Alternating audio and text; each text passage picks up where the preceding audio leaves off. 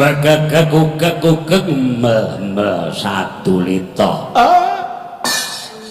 Wisnu Surya karo Candra kok padha pating domblong bareng wong tuwa teka. Mboten ke nyono-nyono menawi rawuh wonten mriki. Apa kula ya pancen tak jarak. Aku ki tak jarak, no. Saka gedhening rasa tresnaku menyang kowe-kowe kabeh. Karewangi adoh-adoh. Kene papane tak nyangi,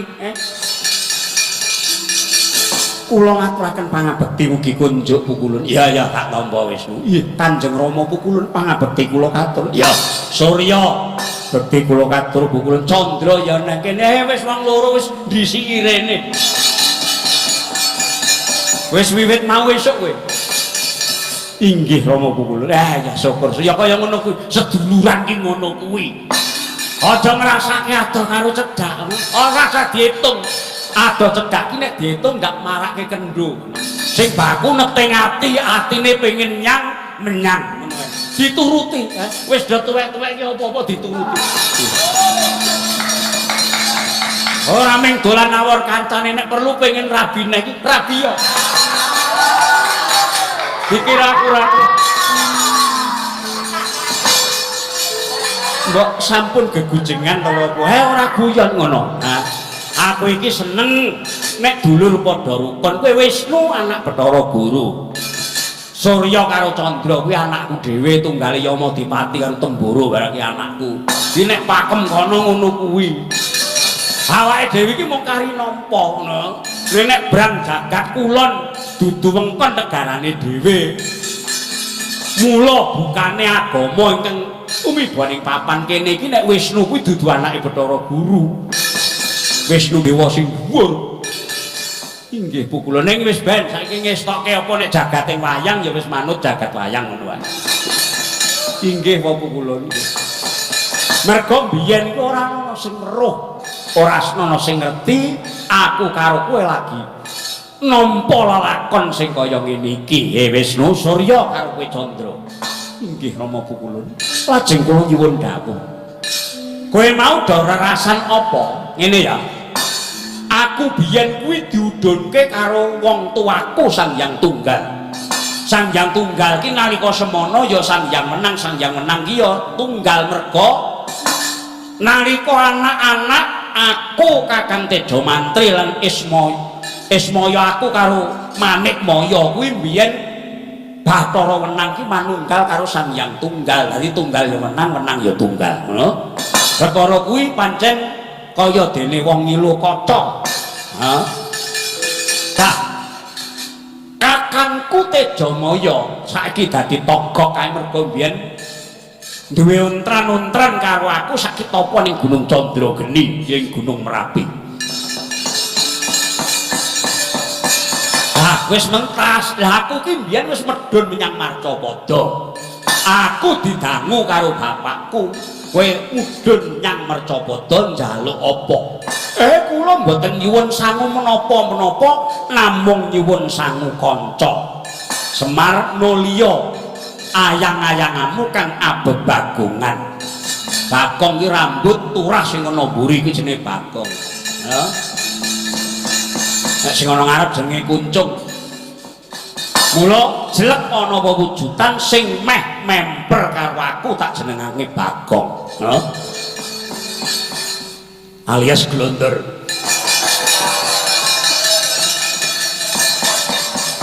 Lah sause kuwi urute nglakon aku duwe anak meneh, anak pek-pekan jenenge Nalagaring karo Petruk. Ning tak jak bali menyang kayangan meneh merga babagan menika ingkang badhe kula sunaken dawuh. Menika kala wau kula ngrembak Marcapada ingkang saya panas. Menapa saking dayaning srengenge teka mboten, menapa saking dayaning rembulan tetela ugi mboten. Kula nyuwun dawuh, wa Badrana. Ngene. Marcapada ya saya panas merga sing ditulak kuwi ya usrek. Ngisor kana kuwi kisruh merga dewa sing ana dhuwur dienggo panutan, sing ana ngisor padha akeh sing ora kenek dienggo patuladan. Upaminipun wangane akeh. Dewa dhuwur pinter-pinter ning keminter. Nek janji ora ditetepi, nek omong mestine kudu saka ati, ora saka lati. Mergo nek sing ngomong ki mung manut obahe nglambe iki ora apik saka jero. Ya, tumindak kudu ora mung golek aleman, jujur ning ora ngawur. Gelem diseruwe, gelem dielekke, gelem disapa. Lajeng kados pundi? Upamane ngene, pinter ora kuminter. Dupeh dewa kuwi manggone ning dhuwur, rumangsane ora ana sing ngungkuli. Sapa-sapa didak. Rumangsane bener dhewe. Bareng gawe pernatane murid kliru, mergo ora diteliti luwih dhisik weruh-weruh dicakke. Bareng dilokke mergo kliru. Pernatan mau terus dijabel. Tegese pernatan sing batur ditindakake dening titah njur dijabel kuwi tegese kaya dene wong idu didilat meneh. Nek dewa ana dhuwur seneng kaya ngono kuwi tegese elek-eleke dewa merga keminter gusa-gusu. Mula sesuk kancamu kandhanono nek kira-kira gawe pernatan ing titah sing kudu ditindakake dening wong Marcapada kuwi telitinen dhisik. Nek perlu sadurunge dicakke kuwi dicoba dhisik, ora kok idu didilat meneh. Jane iki dewa kuwi piye? Arumangsaku kok gawe pernatan kok sak geleme dhewe. Esuk delik sore tempe nggedabrus. Lah banjur aku meling sing angka 2 ya kuwi janji. Nek wis janji kuwi tetep ana dewa. Aja pisan-pisan sesorah. Janjine muluk-muluk ning ora tau enek nyatane, kuwi jenenge omon-omon. Ngerti ora kuwi omon-omon? Nggih. Menika nggedabrus. Lah iya ngono kuwi. Nek janji tutuke enteng blas ora dipikir burine. Bareng ditagih etok-etok lali nek wis ngono kuwi selawase dewane ora bakal dipercaya dening titahe. Banjur nek guneman kudu saka atine aja saka lambene. Nek atine resik wicarane kuwi becik, ning nek atine srei kuwi mengko metu lati digawe sing rada penak sak paripolahe ora digawe-gawe cacakane ora ngendel-ndelke lakune ora megelke. Kuwi dewa sing becik iki kudune ngono kuwi. Jujur ning aja ngawur. Golek jujur kuwi angel. Jebul nek wis dadi dewa, rumangsa duwe panguwasa, banjur ora eling nek dadi patuladan. Tuladane perkara sing gampang digawe ruwet, merga wiwitane wis ora gelem jujur. Iki jane sepele. Ning nek wiwitane iki wis ora jujur sik ya, sak teruse mung slintat-slintut. Upamane aku iki digawane cupu manik Astagina. Apa bener kok Semar mung dapure kaya ngono kok nggawa cupu manik Astagina. Lah aku ora suwe-suwe ora tak gawe ruwet. Gilo deloken matamu.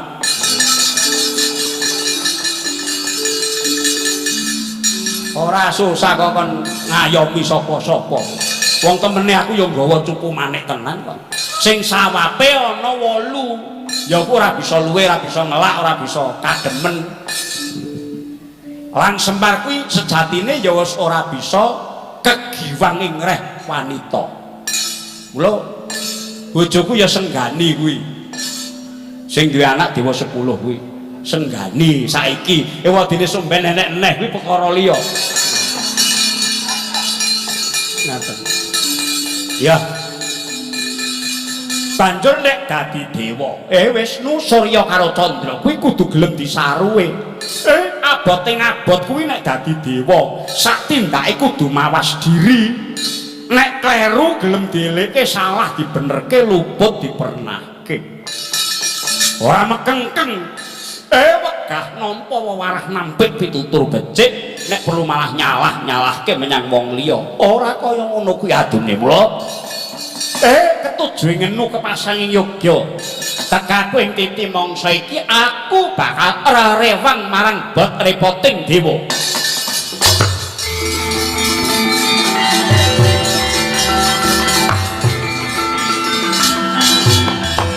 Marekoten prayetna cengure sikwan balik titiyoni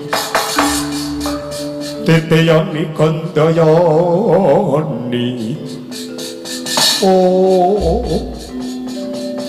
pinten-pinten dinten tansah kula suraos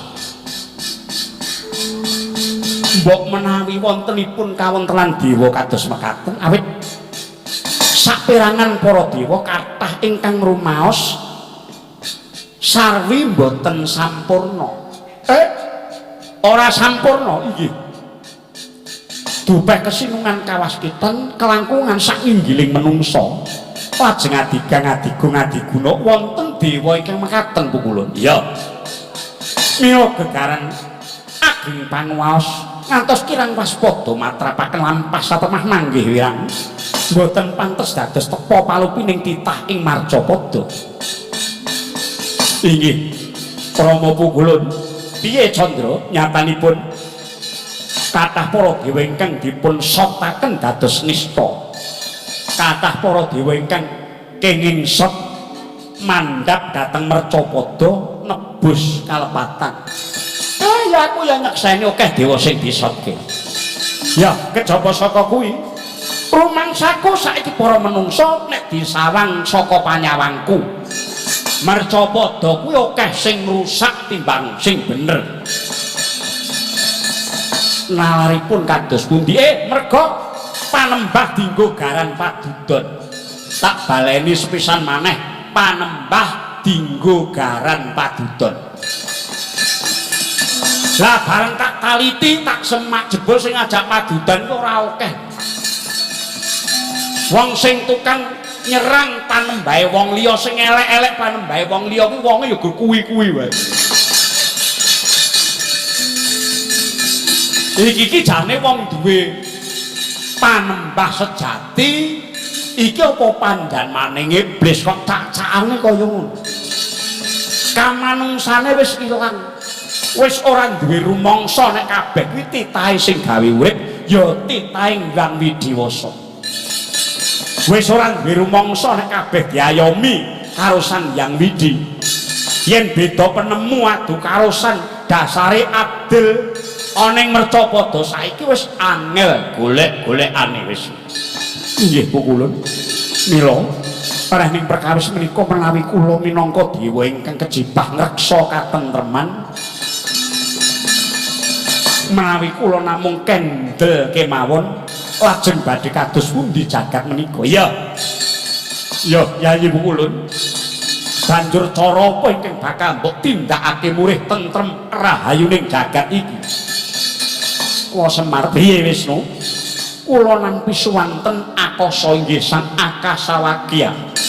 Inggih menika suwantening langit ingkang nyebataken bilih menawi para dewa kedah ngupaya tirta suci.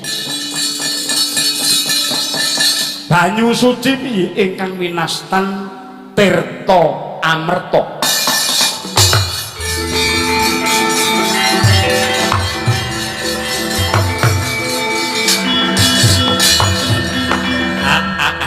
Bener ora luput kuwi. Tirta kuwi banyu. Kuwi tegese ora, marta kuwi mati, tegese banyu sing jalari ora kena ing pati. Tegese kuwi banyu panguripan. Tirta panggesangan kula. Panugi sinten mangertos tirta merta menika mangke mujudaken satunggaling cangkriman. Inggih menika ingkang kedah dipun padosi batanganipun. Sepisan malih mbok menawi Akasawagya utawi swanten langit ingkang nedahaken kula kedah pados tirta merta kala wau minangka satunggaling cangkriman ingkang kedah dipun padosi batanganipun.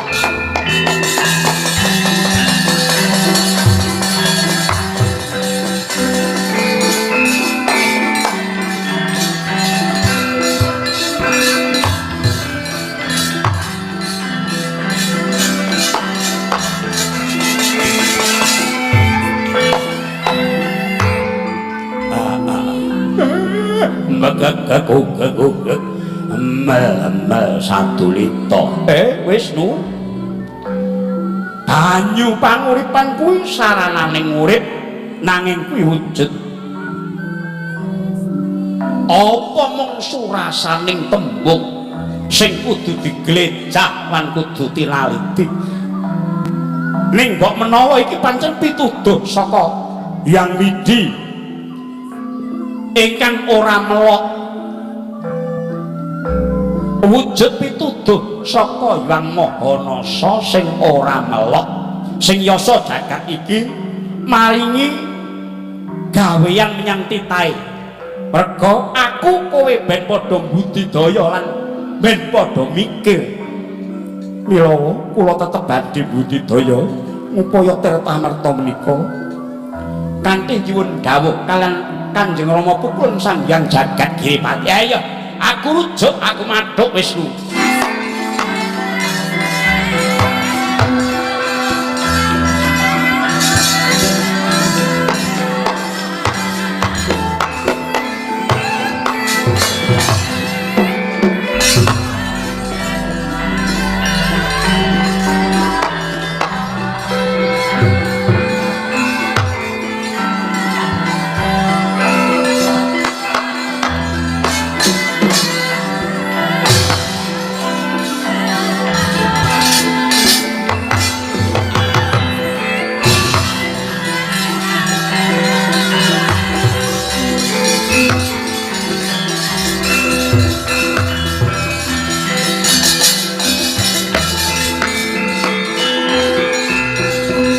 Sing rasang nah engko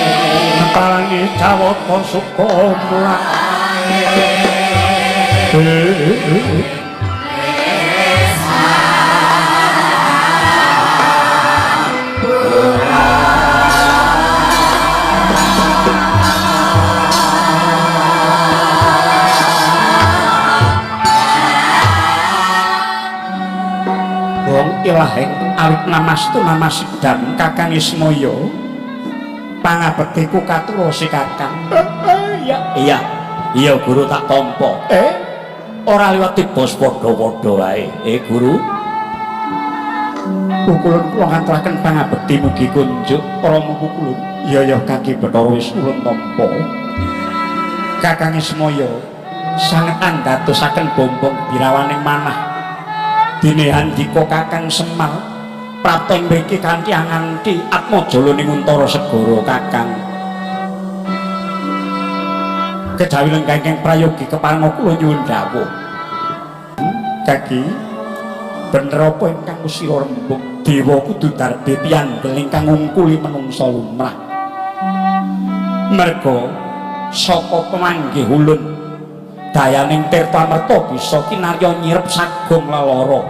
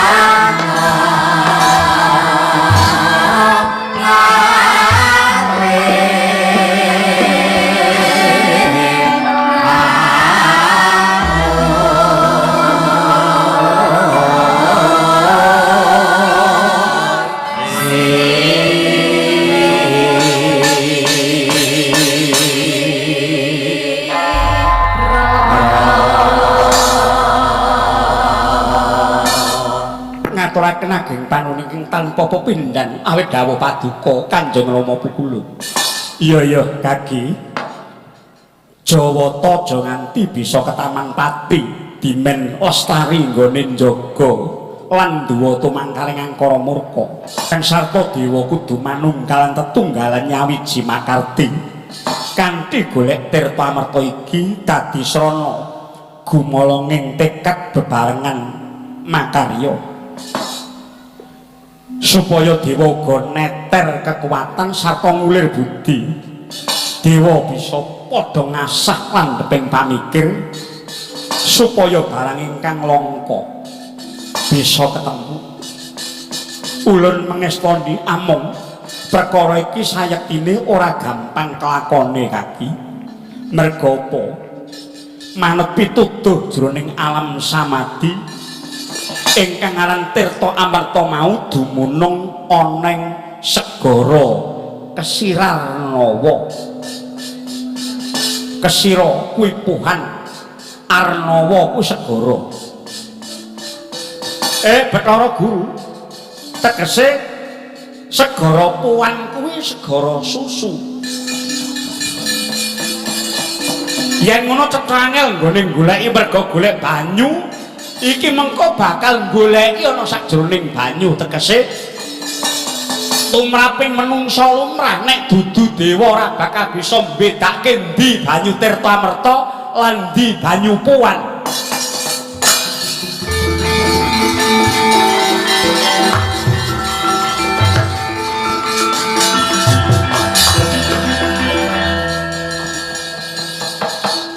Sedaya pemanggih para Jawata sampun niyat makarti ngudi Tirta Amarta ing samudra Kesirarnawa. Kanthi cara ingkang badhe kula tindakaken inggih menika ngudhak seganten. Luwih prayoga Kaki. Buren nganggo Ardi Mandara ingkang mapan ing tanah Sri Lanka. Ing tanah Lanka puteren boyongen menyang segara Kesirarnawa. Lah banjur apa bisa Bathara Guru? Boyong utawa bedol Gunung Mandara sing mapan ana ing Langka yen Langkapura. Inggih saged Kakang. Karo meneh gunung iki kok dienggo ngudhak ya. Caranipun dipun cemplungaken sampun ngantos tandhes wonten dasaring seganten. Ora notok ana ngisor. Mboten. Banjur nggih namung sepalih kemambang kemawon lajeng dipun ubengaken. Sasampunipun seganten Kesirarnawa mubeng mangke badhe wonten kaelokan Kakang.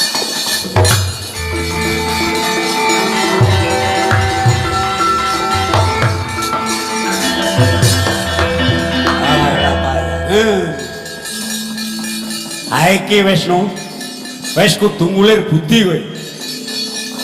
Ngelih gunung iki. Inggih, saguh, sagah. Nek aku wis tuwek aku wis ora saguh.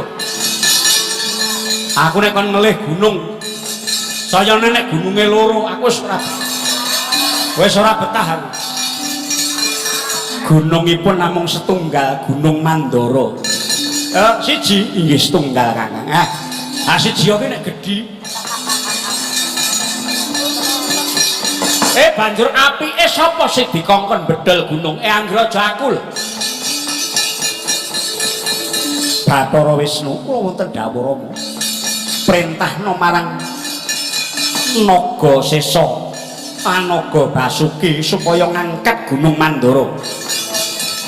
Uga budhalna kabeh prajurit Dewata Durandara marang Langka. Wong ramyan ingkang sasong kuminyar mananggara ekuni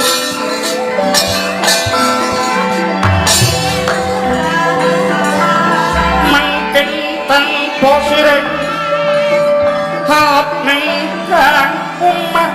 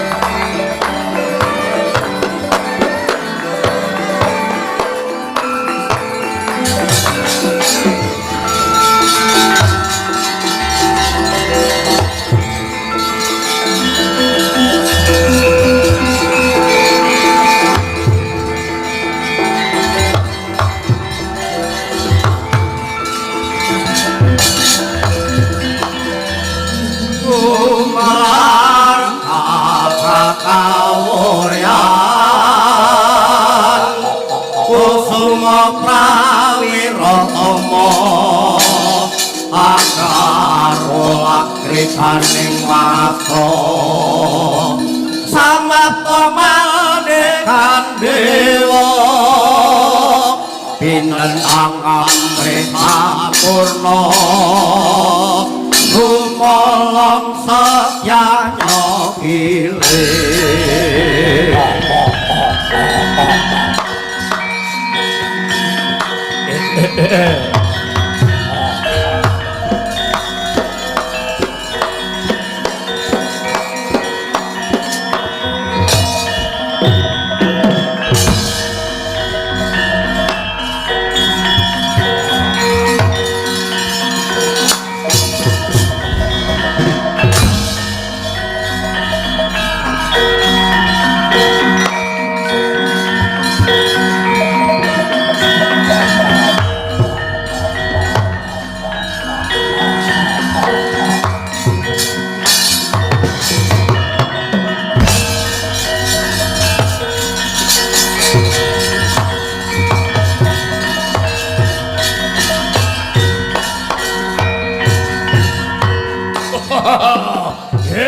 Nggih menika kawarnane Sang Naga Antasesa ya Sang Naga Sesa mekar gedene 1000 angkata lamun Tandrasara kaya bengawan gedhe tutuk jlegotah mangap melet-melet ilate nyembur wisa mes metu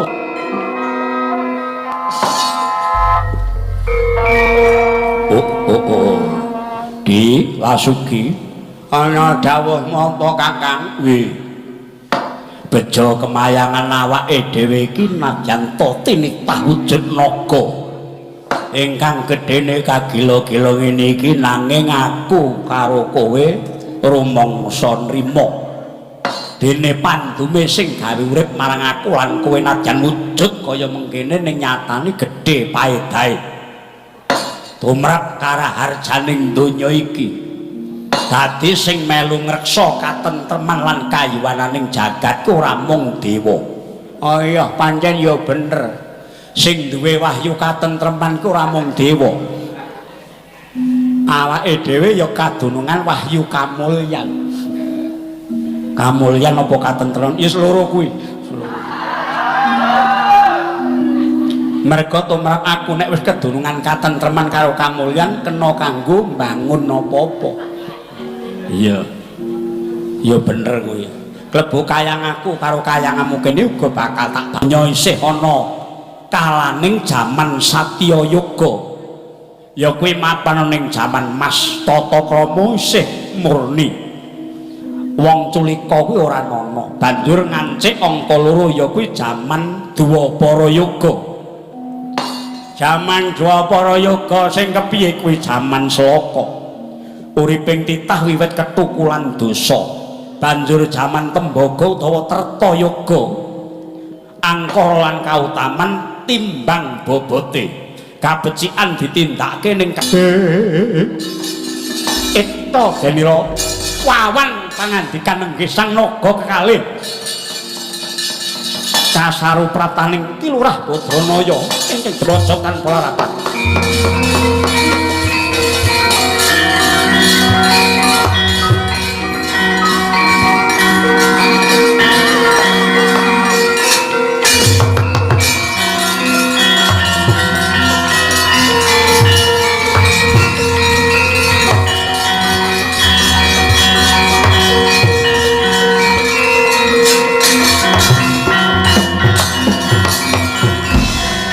Kalukon aku neng lekas rugi talinuting kidung kadung kadar ngomong aja kaget kowe Nagasesa karo Basuki aku wis maya sing teka nggih pangabekti kula katur pukulun sungkem kula kunjuk pukulun ya tak tampa naga loro gedhi-gedhi le ndemenake. Aku seneng nek nyawang kowe Kakang Adi ki rukun ngono. Lungguhe wis jejer. mangan apa-apa dicuwili bareng. Inggih pukulun inggih menika kakang kula ingkang tresna dhateng. Kakangmu ki ora tresna karo kowe sejatine, sing tresna ngabekti karo kakangmu ki kowe Basuki. Kakangmu ki gur mikir dagangan. Wah, ya ampun ngaten to pukulun. Iya, iki ming guyon wae.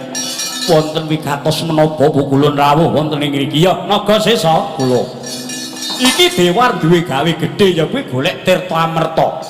Ana telenging samudra Kesirarnawa ing segara Kuwan. Seganten Kesirarnawa. Niku segara susu sing putih memplak nika pun. Ya, ora kleru. Lah badhe kagem menapa ngupaya tirta amerta? Kuwi banyu panguripan sing ora bisa marake mati. Dewa kudu beda karo titah, nek pitah kena ing lara, nek dewa luput ing lara ning kena pati, ning bisa uga dewa aja nganti lara. Wah nggih kula. Syarate kudu ngombe utawa ngunjuk tirta amerta sing mapan ana telenging samudra Kesirarnawa. Lajeng gawe adikku Bathara Guru carane kudu nganggo ngudak segara Kuwan mau. Sing dienggo ngudak dudu sendok, ning sing dienggo ngaduk utawa ngudak kuwi Gunung Mandara sing mapan ana Langka. Gunung Mandara mau kudu diboyong, dibedol, dijegurke ning samudra Kesirarnawa. Mongko sing didhawuhi bedol kuwi naga sesuk nek kuwi adine Basuki ewang ana. Lah dalah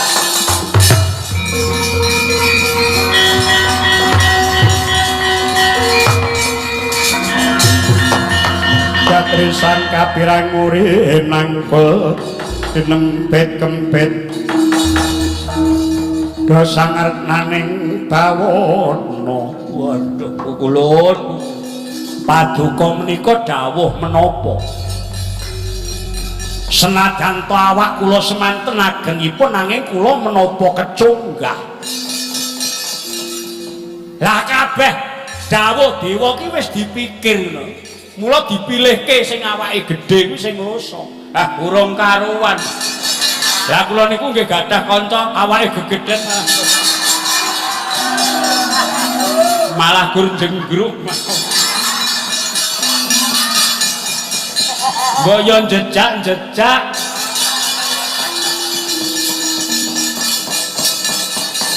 Kabeh wis dipenggalih bobol borote.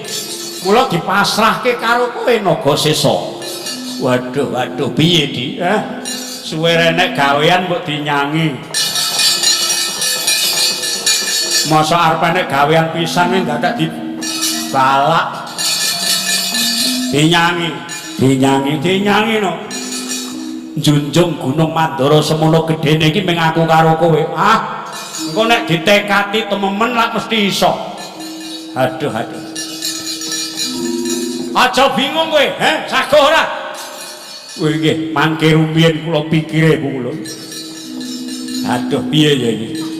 Engko dewane nek ngrungokke piye mudar.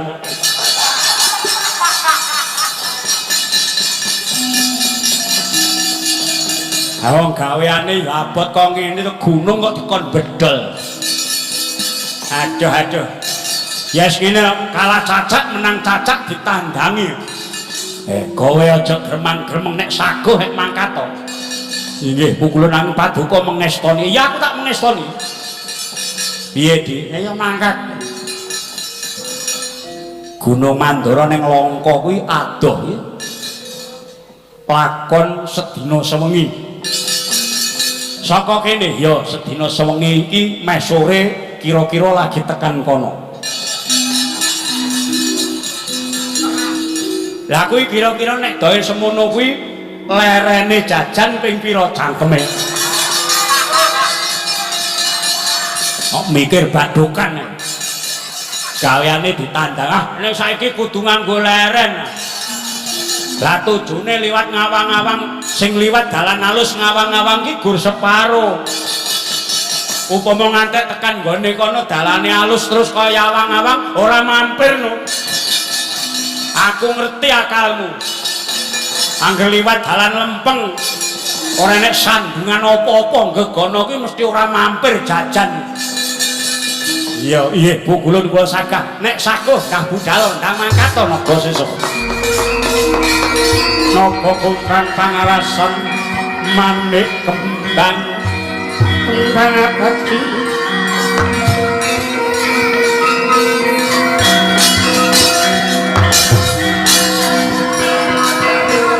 Abadi kecil sarwin jungkir.